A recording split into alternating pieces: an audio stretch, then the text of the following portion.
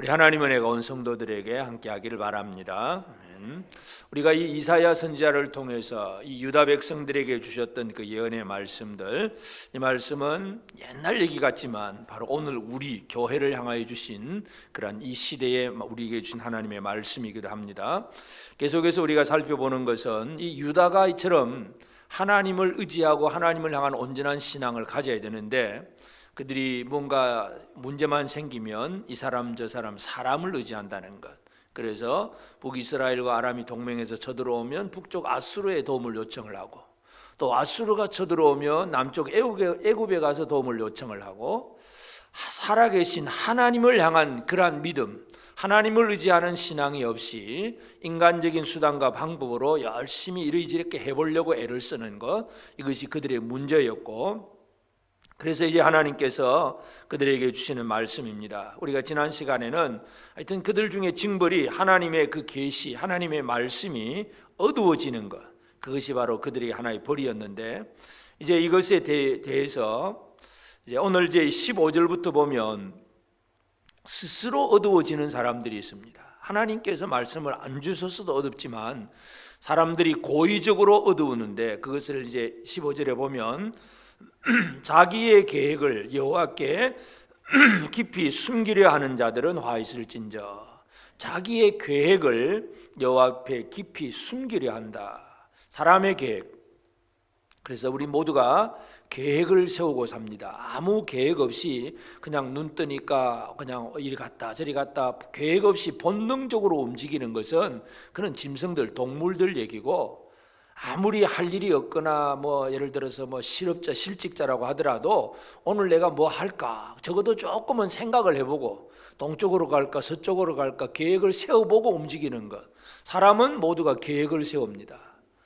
우리가 이제 젊은이들은 좀 더 인생에 큰 먼 계획을 크게 세우기도 하고, 연세 드신 분들은 이제 내가 뭐 다 살았는데 뭐 하겠나 하고 그냥 대충 짧게 계획을 세우기도 하겠지만, 하여튼 모든 사람들은 계획이 없는 사람이 아무도 없습니다. 노후를 어떻게 보낼까? 그러면 요즘은 흔히 이제 많이 쓰는 것 중에 하나가 실손보험, 보험은 어떻게 들여야 되냐, 또 적금은 어떻게 해야 되냐, 어디다가 투자하면 어떻게 내 이 노후를 잘 살 수 있을까? 사람들의 여러 가지 많은 계획들이 있습니다. 아무 생각 없이 살아가는 것보다는 계획적으로 살아가는 것이 좀 더 규모 있는 그런 생활을 살아갈 수가 있습니다. 지혜로운 생활이기도 한데, 그러나 이제 제일 중요한 것은 우리가 인생의 계획을 세우는 데 있어서 하나님이 원하시는 뜻과 다른, 하나님의 뜻과, 하나님은 이미 어떤 뜻이 정해져 있는데 그 뜻과 다른 어떤 삶을 살려고 애를 쓰는 그러한 계획들, 이것이 바로 자기 계획인데, 유다 백성들의 계획들, 유다의 지도자들의 계획들, 이것은 뭐 어떻게 되든지 간에 그저 우리가 뭐 북쪽에서 쳐들어오면 남쪽에 가서 도움을 요청을 하고, 남쪽에서 쳐들어오면 북쪽에 가서 도움을 요청을 하고, 이건 우리 인간의 계획이니까 그렇게 살아가려고 애를 쓰는 것이 바로 유다 백성들의 그러한 계획이었습니다. 세상이 정치적인 면에서는 그런 일들을 해나갈 수가 있습니다. 우리가 지금도 마찬가지 북한과 남한의 문제, 또 중국과 문제, 뭐 여러 가지 국제 정세를 보면서 자, 이쪽에 설까 저쪽에 설까, 이 줄에 누구와 합하고 누구와 동맹을 맺고 누구와 해야 되냐, 이거 전부 인간의 계획들입니다. 그런데 중요한 것은 하나님이 없는 인생의 계획들, 이것은 아무 의미가 없습니다. 믿음으로, 말씀으로 하나님을 의지하고 말씀 하나님의 인도하심 속에서 이루어지는 하나님의 계획을 알고 그 계획에 따라서 살아가야 우리가 제대로 바르게 살아갈 수 있습니다. 그래서 오늘 우리가 이 말씀을 통해서 하나님의 계획에 대해서 함께 살펴보기를 원합니다. 먼저 이 유다의 지도자들은 하나님의 계획이 아닌 인간의 계획들, 사람의 계획을 세우고 살아가는 그런 모습인데, 첫 번째로 이 사람의 계획이라고 하는 것은 여기 보면 여호와께 깊이 숨기려 한다. 숨어서 하겠다는 얘기예요. 숨어서 어둡게 하겠다는 것입니다. 이 우리가 어둡다는 얘기, 숨긴다는 얘기가 뭐겠어요?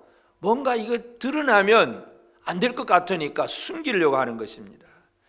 그것은 바로 유다의 그 지도자들은, 왕들을 다 알고 있습니다. 이사야가 지금 계속해서 예언했기 때문에 계속 하나님의 말씀으로 선포를 해서 너희들이 왜 하나님을 의지하지 아니하고 세상을 의지하느냐, 계속 선지자가 얘기를 했기 때문에 이제 이들이 계획을 세울 때에 선지자가 모르게, 하나님 모르게 그냥 숨기려 했다, 그런 얘기입니다. 이 사람의 계획은 하나님의 계획과 다른 그런 어떤 꿈을 꾸는 계획을 가지고 있기 때문에 이것은 하나님 앞에 떳떳하게 드러내놓고 하나님 내가 이렇습니다 하고 말할 수 있는 그런 것이 없습니다. 물론 말씀 안에서 계획을 세울 때 우리는 그런 계획을 가지고 기도할 수 있는데, 하여튼 이 유다 지도자들의 계획은 여호와 앞에 깊이 숨기려 했다 그랬습니다. 다윗이 그 다윗의 대적들에 대해서 이런 얘기를 합니다. 시편 64편 5절 6절에 보면 그들은 악한 목적으로 서로 격려하며 남몰래 올무놓기를 함께 의논하고 하는 말이 누가 우리를 보리오하며 그들은 죄악을 꾸미며 이르기를 우리가 묘책을 찾았다 하나니 각 사람의 속뜻과 마음이 깊도다.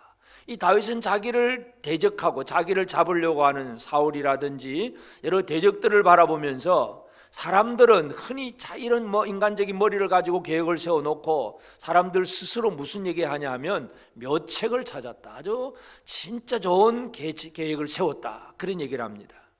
근데 우리가 잘 알다시피 다윗을 공격했던 다윗의 대적들이 성공한 일이 하나도 없습니다. 인간의 묘책이라고 하는 것은 아무 자기 딴에는 묘책인 것 같은데 하나님 앞에서는 아무 의미가 없는 거예요. 하여튼 그들은 그러면서도 그저 올무놓기를 의논하고 숨어서 남몰래 그렇게 하는 거예요. 남몰래. 이 사람의 계획 중에 하나가, 특별히 잘못된 사람의 계획 중에 하나는 묘책을 찾았다고 하지만은 남몰래 하나님 앞에 숨기려고 하는 것, 이것이 첫 번째 문제입니다. 혹시 여러분들 가운데서도 하나님 몰래 그냥 내가 좀 뭔가 좀 나만 내 비밀스럽게 나만 어떻게 해보겠다고 그런 계획을 세운 것이 있다면 오늘 이 시간 있는데 그대로 회개하시길 바랍니다. 하나님의 계획을 모르고 하나님의 그 살피심을 모르고 내 생각으로 계획을 세워가면 그것은 실패 생활입니다. 또 여기 보면 이들이 그렇게 하면서 하는 말이 누가 우리를 보랴, 누가 우리를 알랴, 그런 얘기를 합니다. 이 숨기고 있으니까 누가 알겠느냐 이거죠. 누가 알겠냐, 아무도 모른다 이거죠. 이 사람의 계획은 하나님 앞에서도 숨길 뿐만 아니라 자기 스스로도 속이는 거예요. 누가 우리를 알랴 그러지만 그 결국은 자기를 속이는 일이에요. 자기를 속이는 일. 우리는 하나님의 말씀 앞에서 내 자신을 속이는 일도 얼마든지 있다는 걸 기억해야 됩니다. 대표적인 예로 우리가 요나 선지자를 보면 하나님께서 요나에게 너는 저 니느웨에 가서 말씀을 선포하라 그랬으니까 그냥 말씀대로 순종하면 아무 문제가 없잖아요. 근데 요나는 그 니느웨, 아수르의 그 니느웨가 말씀 듣고 회개하고 그들이 잘 살아나는 것을 별로 보고 싶지 않습니다. 어떻게 하든 니느웨는 빨리 망해버려야 되는데 그들에게 말씀을 전해주고 싶은 생각이 없어요. 그래서 요나가 하는 일이 뭡니까? 지금 북쪽으로 가야 되는데 저 남쪽 항구로 가가지고 멀리 다스시라고 하는 곳으로 배 타고 도망가려고 배를 타고 돈 주고 배 타고 그리고 배 제일 밑층에 내려가서 깊이 잠들어 있습니다. 아무도 나를 찾지 못한다 그죠? 배 타고 배 제일 밑층에 들어가 있으니까 누가 찾아올 수 있습니까? 선장과 선주들, 선원들, 같이 탄 사람들도 있긴 하겠지만 그들은 요나가 말하기 이전에는 저 요나가 어떤 사람인지 아무도 모릅니다. 그러니까 이 요나의 생각은 뭐예요? 하나님 앞에서 숨을 수 있다고 생각을 한 거예요. 이 착각 중에 대단한 착각이죠. 내가 이렇게 들어가면 누가 찾겠냐? 누가 우리를 알랴? 누가 나를 알겠느냐? 이 배 밑창에 들어가서 잠만 자고 있습니다. 그런데 하나님은 어떻게 하십니까? 그가 요나가 다 드러나도록 까발립니다. 하나님은 우리의 죄가 다 드러나도록 하나님께서 다 그렇게 환경을 만들어 버립니다.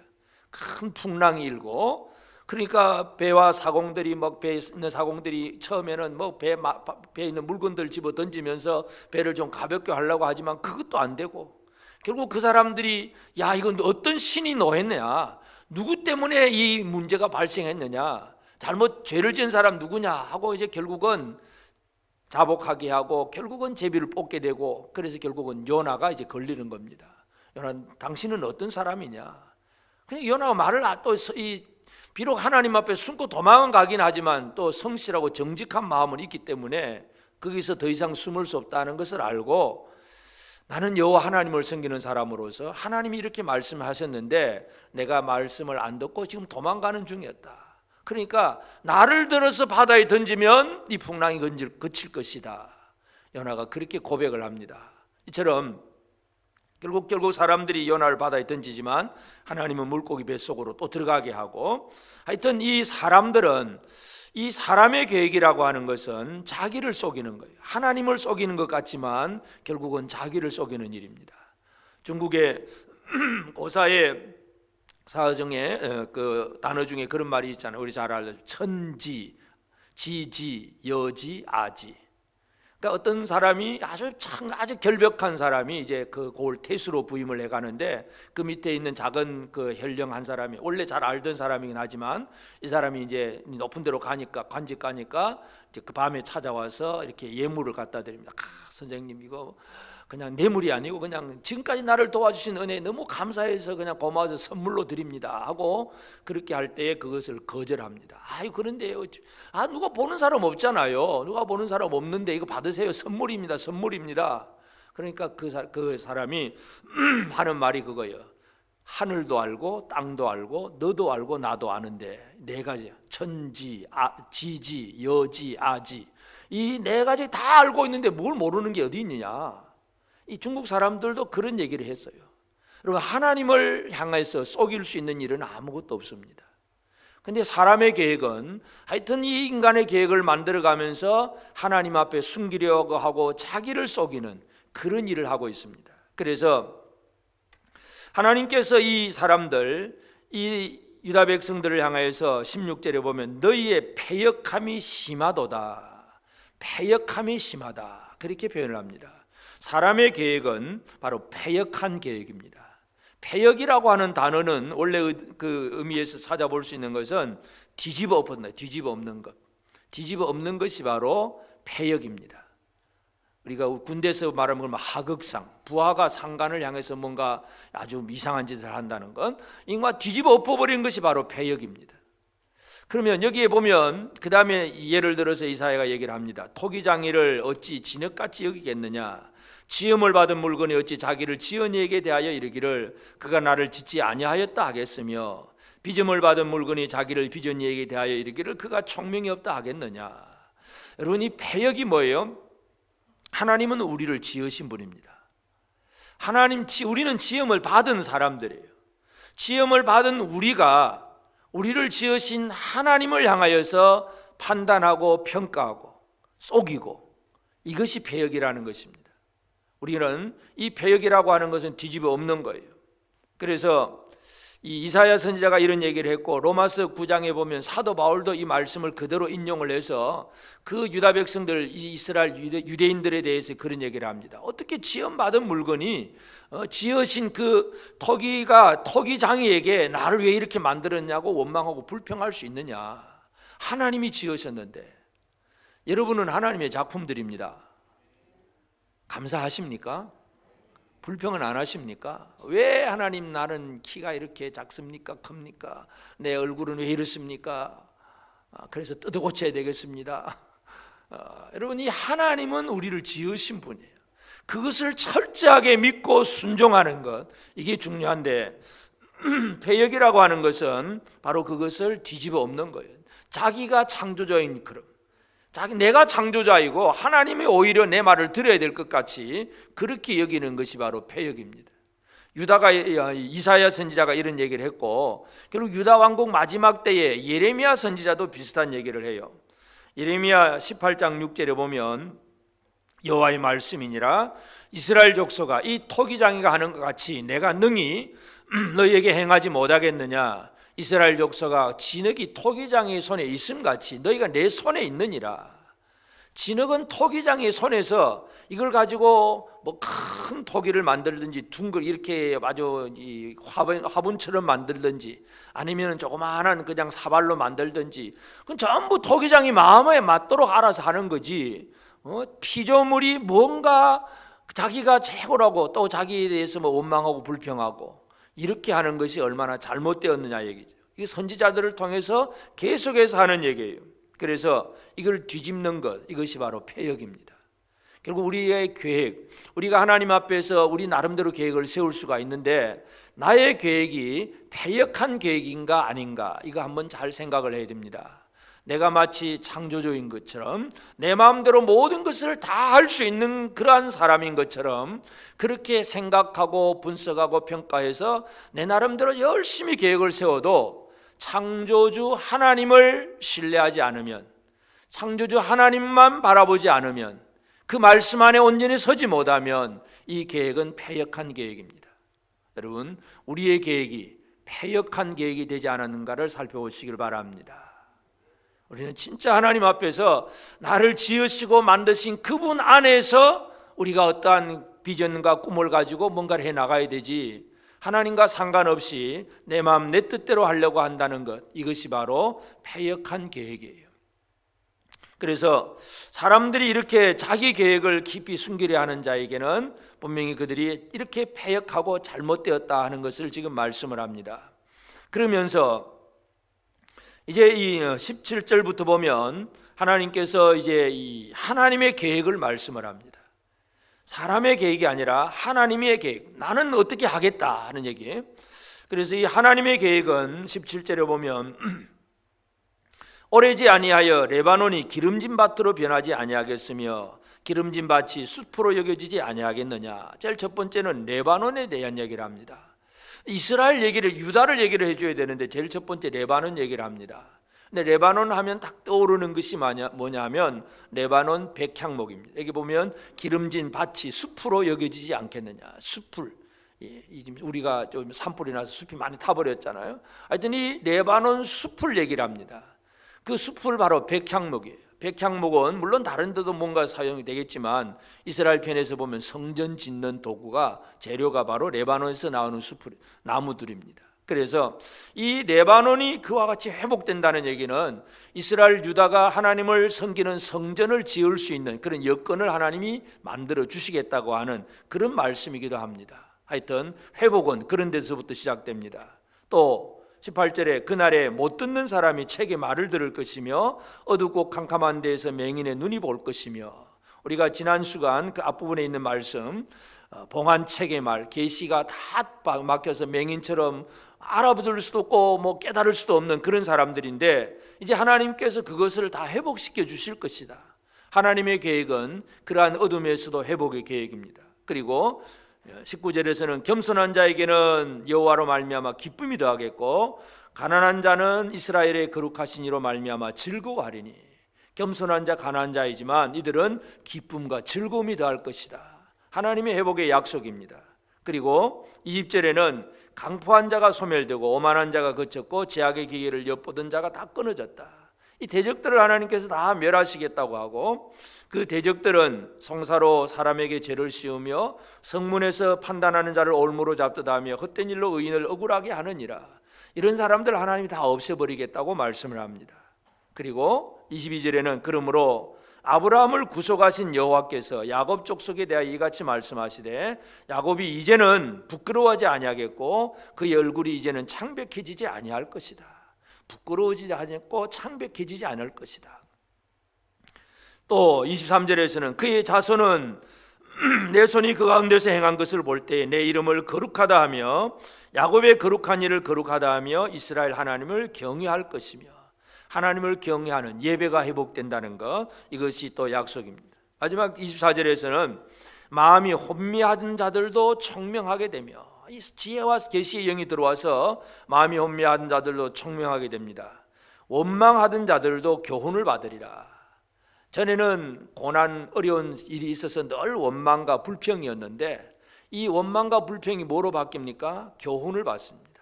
시편에 보면 내가 고난 당하는 것이 참 복이다. 이 고난을 통해서 내가 이렇게 하나님의 뜻을 깨달았으니 나는 복이다. 이 교훈을 받는 것. 그래서 이 하나님의 교훈을 받을 수 있는 백성으로 만드는 것, 이것이 바로 하나님의 계획입니다. 하나님은 자기 백성들을 이처럼 하나님의 계획을 알고 하나님의 교훈을 받을 수 있도록 그렇게 만들어 주십니다.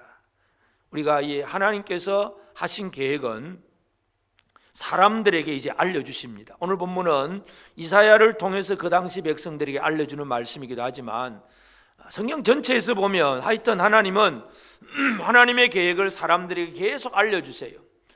대표적인 예로 창세기 12장 1절 2절 아브라함에게 하나님이 계획을 알려주셨잖아요. 여호와께서 아브라함에게 이르시되 너는 너의 고향과 친척과 아비집을 떠나 내가 내게 보여줄 땅으로 가라. 그리하면 2절에서 내가 너로 큰 민족을 이루고 내게 복을 주어 내 이름을 창대하게 하리니 너는 복이 될지라. 하나님의 계획을 아브라함에게 알려주시는 거예요.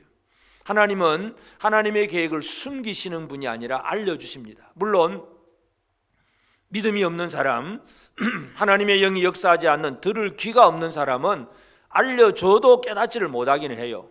그러나 하여튼 분명한 것은 하나님은 하나님의 계획을 사람들이 알 수 있도록 지금 이 선지자의 예언과 같이 예언의 말씀으로 하나님은 하나님의 계획을 선포합니다. 그리고 이 알려진다는 것은 하나님의 계획은 결국은 예수 그리스도 안에서 다 이루어집니다. 요한복음 19장 28절에도 보면 그 후에 예수께서 모든 일이 이미 이루어진 줄 아시고 성경을 응하게 하려 하사 이르시되 내가 목마르다. 예수님 십자가에 달려 돌아가셨을 때에 그냥 돌아가셔도 돼요. 아무 문제가 없어요. 그런데 내가 목마르다 하고 한마디 하셔요. 뭐 때문에 그렇습니까? 성경을 응하게 하시려고. 그러니까 예수님의 모든 사역들은 그 모든 상황 속에서 기록된 하나님의 예언의 말씀을 성취되게 하시는 분이 바로 예수님이세요. 그래서 하나님은 하나님의 계획을 세우시고 그 계획을 다 드러내 보이셨고 그 계획을 이루시는 이는 바로 예수 그리스도다 하는 것을 우리가 기억할 수 있습니다. 다시 말해서 우리가 예수를 제대로 알면, 예수를 제대로 알기만 하면 하나님의 계획이 무엇인지를 알게 되고 그 하나님의 뜻이 지금도 우리 안에서 어떻게 이루어지는가를 정확하게 알 수가 있습니다. 그래서 예수님은 우리의 삶 속에서 우리를 구원하시기 위해서 십자가에 달려 죽으시기 위해서 이 땅에 내려오셨습니다. 우리가 이것을 잘 기억을 해야 되고, 그리고 이제 이 하나님의 계획이 바로 이 모든 백성들의 회복이었다는 것을 기억해야 됩니다. 그래서 이 회복도 마찬가지, 우리가 지금 그 17절부터 마지막 절까지 읽어보았는데 그러한 회복을 하나님께서 다 약속을 하셨는데 회복 마찬가지, 회복도 예수 그리스도 안에서 이루어지는 일들입니다. 누가복음 4장 18절 19절에 보면 주의 성령이 내게 임하셨으니 이는 가난한 자에게 복음을 전하게 하시려고 내게 기름을 부으시고 나를 보내사 포로된 자에게 자유를, 눈먼 자에게 다시 보게 함을 전파하며 눌린 자를 자유롭게 하고 주의 은혜의 해를 전파하게 하려 하심이라. 예수님이 이 땅에 오셔서 사역하신 것이 뭐냐? 결국은 가난한 자에게 복음을 전하고 포로된 자에게 자유를, 눈먼 자에게 다시 보게 함을. 이것이 바로 이사야에게 있는 그 말씀이에요. 못 듣는 사람이 책의 말을 들을 것이고 어둡고 캄캄한 데에서 맹인의 눈이 볼 것이고 뭔가 기쁨과 즐거움이 있게 될 것에 대한 그 예언의 말씀들, 이것을 예수님이 이 땅에 오셔서 다 이루십니다. 그러니까 하나님은 저와 여러분을 회복시키시는 계획을 세우셨고 그 회복시키는 일은 누구를 통해서 이루어지느냐? 예수 그리스도를 통해서 이루어집니다. 그러니 이 예수를 믿고 산다는 것이 얼마나 큰 복인지 모릅니다. 우리가 예수를 믿고 예수를 의지하고 산다는 것은 하나님이 우리를 향하여 세우신 그 계획이 우리 안에서 그대로 이루어지게 하는 일들입니다. 우리는 눈을 뜬 자가 되고 교훈을 받는 자가 되고 고난을 당할지라도 고난 때문에 막 죽겠다고 스트레스 받는 사람이 아니라 고난을 통해서도 하나님이 이렇게 하셨구나 깨닫는, 교훈을 받는 자가 되고, 하여튼 이 예수 안에서 하나님의 은혜를 우리가 누리는 사람이 된다는 거, 이거 얼마나 귀한 일인지 모릅니다. 저와 여러분을 향한 하나님의 계획은 회복의 계획입니다. 여러분이 지금 어떤 상황에 있든지 간에 예수 안에서 모든 것이 회복된다는 사실을 믿으시기를 바랍니다. 그리고 하나님께서는 계획만 세우시는 분이 아니고 아무리 좋은 계획이라도 그 계획은 실제로 집행이 돼야 되잖아요. 집행은 여전히 또 집행하는 것도 하나님 손에 달려 있다는 것도 기억을 해야 됩니다. 이 17절에 보면 오래지 아니하여라는 그 말을 얘기합니다. 오래지 않아서, 얼마 못 가서 하는 얘기, 시간적인 얘기. 18절에도 그날에, 오래지 않아서 그날에. 여러분, 오래지 않아서 그날에 이건 누가 작정할 수 있느냐? 결국은 하나님께서 그 시간, 때를 주관하신다는 것을 기억해야 됩니다.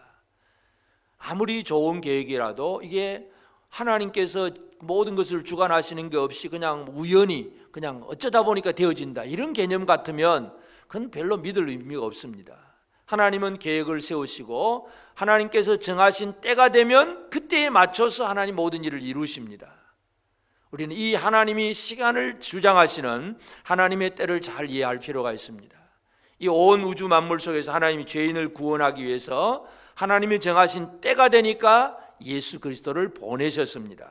갈라디아서 4장 4절 5절에 보면 때가 참에 하나님께서 원하신 때가 참에 하나님이 그 아들을 보내사 여자에게서 나게 하시고 율법 아래 나게 하신 것은 율법 아래 있는 자들을 속량하시고 우리로 아들의 명분을 얻게 하려 하심이라. 우리를 구원하시기 위해서 하나님이 정하신 때가 있고 그때에 하나님은 아들을 이 세상에 보내셨습니다. 이 때라고 하는 것, 이것을 우리가 잘 이해를 해야 됩니다. 근데 이제 이 마지막 이 종말의 때에 사람들 중에는 이 때에 대해서 너무 지나친 관심을 가지고 이상한 이런저런 계산을 해가면서 예수님의 재림의 때를 막 이렇게 주장을 하는 그런 사람들이 간혹 있습니다. 그래서 몇 년 몇 월 며칠 예수님 재림하신다. 사람들이 그렇게 하면 야, 이 성경을 진짜 잘하는 사람 같아 보이고 계시를 잘 받은 아주 영한 사람 같아 보입니다. 그러나 그 때에 대해서는 모든 것이 하나님 손에 달려 있음을 우리는 기억을 해야 됩니다. 마가복음 13장 32절에 보면 그러나 그 날과 그 때는 아무도 모르나니 하늘에 있는 천사들도 아들도 모르고 아버지만 아시느니라. 모든 때는 아버지만 아세요. 여러분, 이 세상이 마지막 때가 되어가고 종말이 되었습니다. 일어나고 있는 여러 가지 많은 어떤 현상들을 보면 참 재난의 소식들이 너무나 많잖아요. 우리나라에는 요즘은 산불 얘기, 불 얘기, 불바다 얘기, 그리고 어떤 때는 지진, 기근, 사건, 사고, 이런 많은 얘기들, 전쟁의 얘기들, 이런 얘기들은 바로 종말의 어떤 현상일 수는 있는데, 그럼 언제냐 하는 것은 오직 하나님이 정하신 때입니다. 그러므로 우리는 이러한 어떤 상황을 보면서 좀 더 하나님 앞에 깨어있는 삶이 중요하지, 때를 우리는 계산을 할 수가 없습니다. 중요한 것은 하나님께서 우리를 향한 계획을 세우시고 가장 적당한 때에 예수를 보내신 것처럼 또 가장 적당한 때에 이 세상을 하나님께서 멸하시게 됩니다. 그렇기 때문에 우리 앞에 남아있는 것은 예수님의 재림이고 이 세상의 종말입니다. 그러나 때는 우리는 모르지만 그 때를 잘 준비할 수 있는 그런 삶을 살아가는 것이 우리에게 중요합니다. 그래서 우리가 살아가는 것은 이제 하나님의 계획을 알고 그 계획을 아는 자로서 계획에 맞는 삶을 살아가는 것, 영적인 바른 계획을 세워가는 것, 이것이 우리에게 중요합니다. 하나님은 우리를 향한 계획이 있는데 우리는 그 계획이 뭔지 모른다 그러면 우리가 내 마음대로 살잖아요. 우리가 어떤 청소년들 수련회 같은데 어떤 목사님들도 마찬가지, 어떤 무슨 수련회나 이런 수련회 가보면 다 일정표가 있습니다. 몇 시부터 등록을 하고 몇 시부터 몇 시까지는 뭘 하고 쫙 일정표가 있습니다. 그 일정표에 맞춰서 그게 움직여져야 밥도 제대로 먹고 공부도 제대로 할 수 있지. 일정표를 다 하나도 모르고 그냥 가기는 갔는데 뭘 해야 되는지 모르면 거기서는 완전히 이방인처럼 살게 됩니다.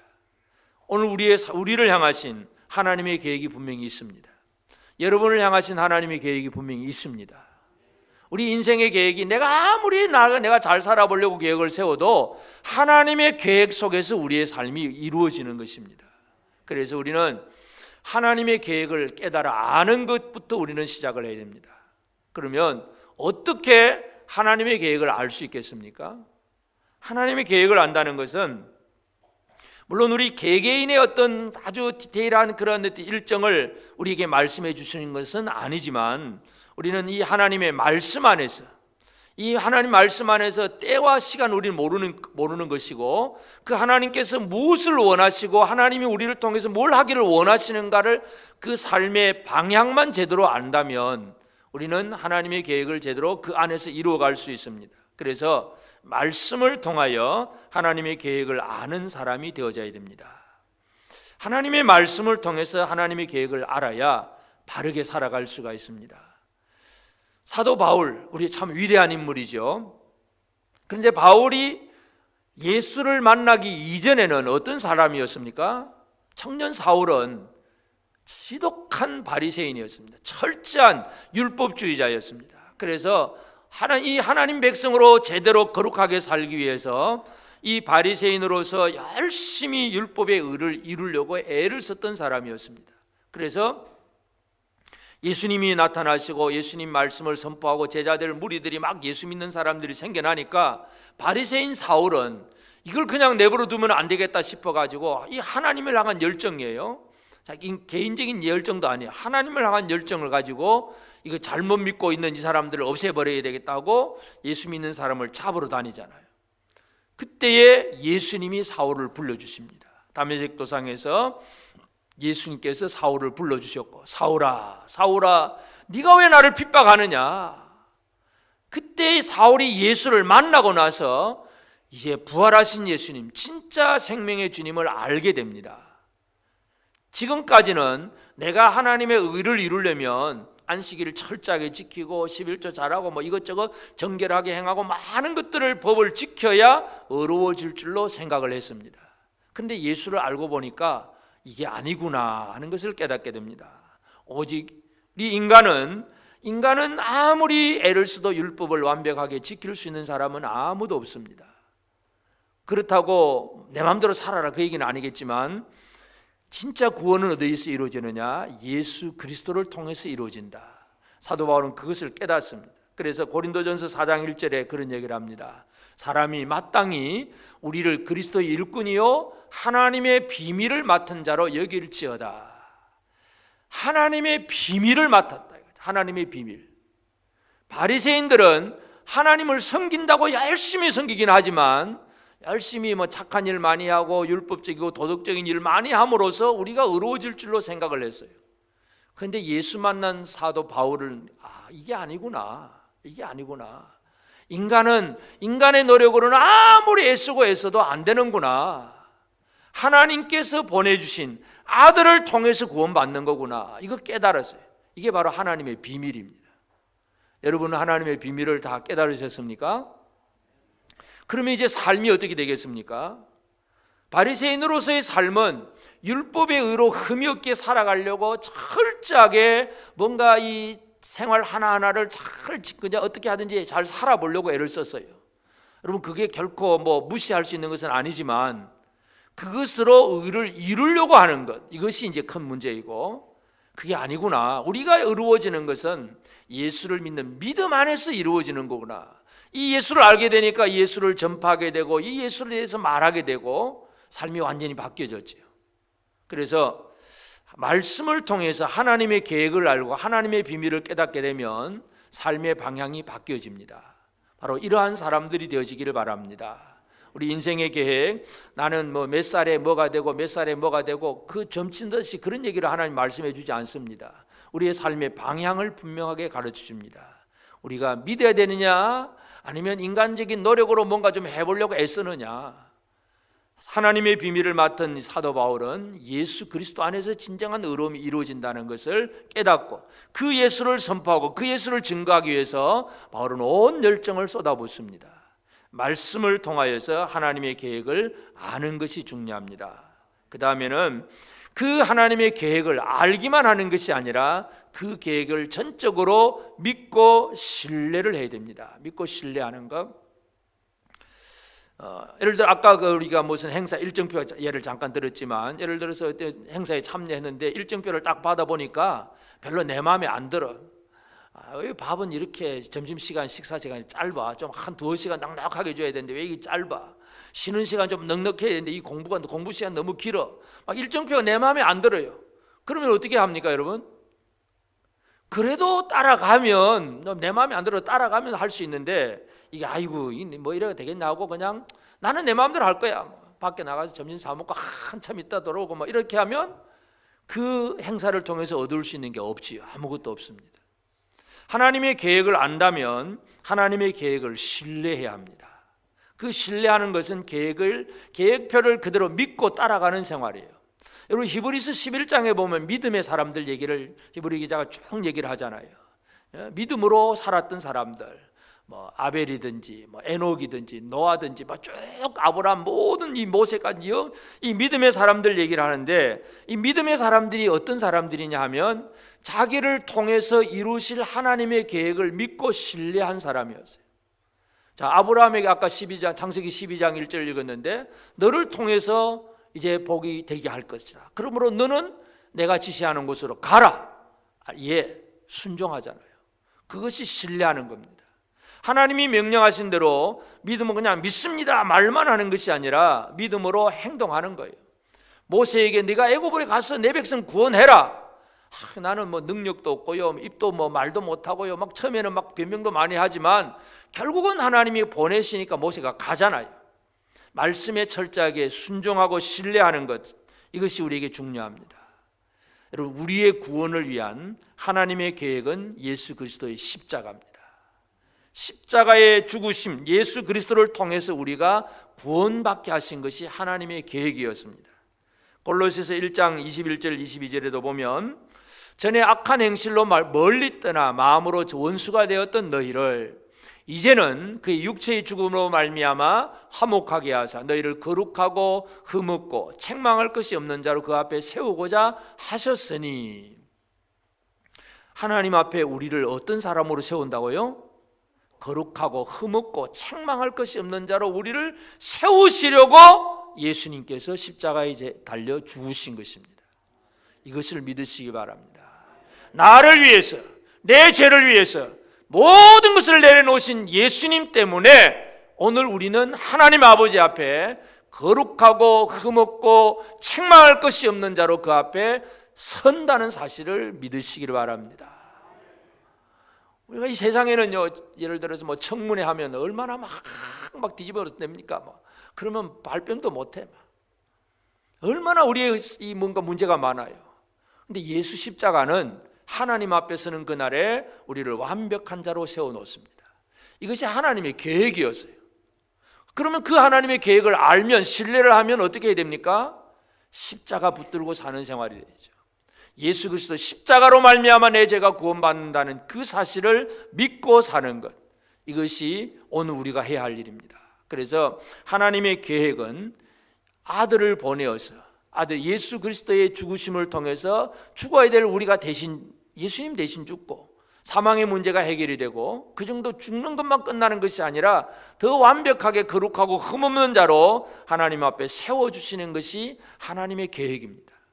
그냥 이 땅에서 조금 뭐 회복된다, 뭐 질병에서 회복이 되고 가난에서 회복이 되고 뭐 괴로움에서 회복되고 이런 정도의 개념이 아니에요. 그것도 분명히 있긴 하지만 예수로 말미암아 이루어지는 하나님의 계획은 하나님 앞에 우리가 책망할 것이 없는 자로 서는 것입니다. 얼마나 놀라운 계획이십니까? 여러분, 이 계획을 신뢰하시길 바랍니다. 다른 길이 없어요. 예수 그리스도 외에 다른 길이 없어요. 하나님만 신뢰하고 살아가야 됩니다. 그렇지만 이제 신뢰를 어떻게 해야 되느냐? 결국은 모든 때를 주관하시는 이는 하나님이시잖아요. 그러므로 때에 대해서 우리는 그 때를 알고 그 때를 믿고 우리가 할 수 있는 것은 그냥 기다리는 생활입니다. 믿음으로 기다리는 것. 예레미야가 이제 유다 나라가 멸망을 당했을 때에 예레미야 애가 슬픈 노래, 성경에 보면 예레미야 애가라고 하는 노래가 그 성경이 나옵니다. 슬픔의 노래입니다. 나라가 멸망을 당한 다음에 슬픔의 노래를 부르는데, 그 중에 에가서 3장 26절에 보면 사람이 여호와의 구원을 바라고 잠잠히 기다림이 좋도다, 그렇게 표현을 해요. 자, 나라가 다 망했잖아요. 성전도 무너지고 왕도 사로잡혀갖고 예루살렘이 황폐화되고 모든 것이 없어져 버렸어요. 그때 슬픔의 노래를 부르면서 예레미야가 얘기하는 거예요. 사람이 여호와의 구원을 바라고 잠잠히 기다림이 좋다. 우리가 할 일이 뭐겠어요? 바라고 기다려야 되죠. 지금 우리는 고난이고 지금 우리는 슬픔이고 지금 우리는 아픔이지만 하나님의 때가 되면 회복시켜 주실 것이다 하는 그 소망, 그 확신을 가지고 구원을 바라고 잠잠히 기다리라. 이것이 예레미야가 불렀던 그런 노래입니다. 그래서 하나님의 계획은 지금 당장에 이루어지는 것이 아니라 우리가 내다봐야 될 소망의 얘기입니다. 그래서 이 기다린다는 것은 오래 참음이 필요합니다. 참지 못하면 기다림이 잘 안 됩니다. 요즘 사람들, 특별히 우리 한국 사람들은 이 빨리빨리 문화, 참 오래 참는 게 힘들어요. 식당 들어가서 밥 빨리 안 나오면 어떻게 됩니까? 그냥 안 준다고 뭐라 그럽니다. 저 외국인들은 식당에 들어가면 최소한 2시간을 먹습니다. 밥 한 그릇 2시간을 먹고 나오면 얘기하고 천천히 하는데 우리 한국 사람은 30분이면 모든 게 다 끝나버립니다. 그러니까 한국인들 관광객을 외국 식당들이 좋아해요. 그냥 금방 먹고 나가니까, 금방 빨리빨리 지어버리니까.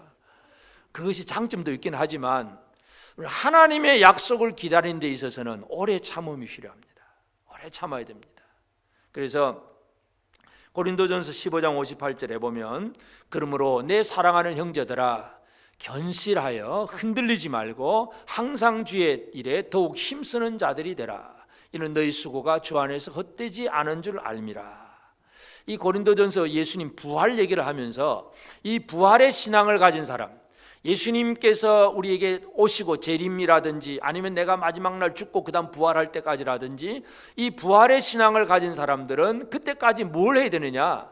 견실하고 흔들리지 않아야 된다. 흔들리지. 마음이 막 늘 흔들려가지고 이럴까 저럴까 막 어떻게 할지 모르는 사람들은 계속해서 하나님은 스트레스 안 주는데 스스로를 자기가 스트레스 알아서 받는 거예요. 알아서 스트레스 받다 보니까 그것 때문에 막 암도 생기고 병도 생기는 겁니다. 하나님은 스트레스 안 주시는 분이에요. 우리가 그냥 알아 스스로 스트레스를 받는 것이지. 견실하여 흔들리지 말고 항상 주의 일에 더욱 힘쓰는 자들이 되라. 소망을 가졌으면 그냥 가만히 앉아서 이제 이루어 주옵소서 하고 감나무 밑에서 그냥 입만 벌리고 있는 것이 아니라 주의 일에 열심히 살아가는 거예요. 내일 지구가 망할지라도 오늘 내가 사과나무 한 그루 심겠다. 누군가 그런 말처럼 오늘 우리가 할 일에 대해서 최선을 다해 나가는 것. 이것이 바로 하나님의 때를 기다리는 사람입니다. 그런 하나님의 계획은 하나님의 때에 이루어집니다. 근데 그 날과 그 시는 아무도 모릅니다. 그래서 우리가 할 일이 뭐냐? 오늘이라고 하는 이 하루에 최선을 다해서 믿음으로 열심히 성실하게 살아가는 것이 중요합니다. 우리가 인간의 계획, 하나님의 뜻과 상관없는 사람의 그 잔머리에서 나오는 계획을 세워놓고 그것 가지고 잘 살겠다고 착각하는 것은 가장 어리석은 일입니다. 하나님은 우리에게 어떤 계획을 세우셨고 그것을 어떻게 이루시는가, 하나님이 우리 모든 삶을 다 주관하고 계신다는 것을 기억하시길 바랍니다. 우리 개인의 문제, 교회 문제, 나라의 문제, 민족의 문제, 모든 것에 대해서 하나님의 계획이 있습니다. 그 계획을 우리가 좀 더 잘 알고 그 계획이 이루어지도록 기도하면서 참고 기다리며 나아가는 저와 여러분 모두가 되어지기를 바랍니다. 아멘.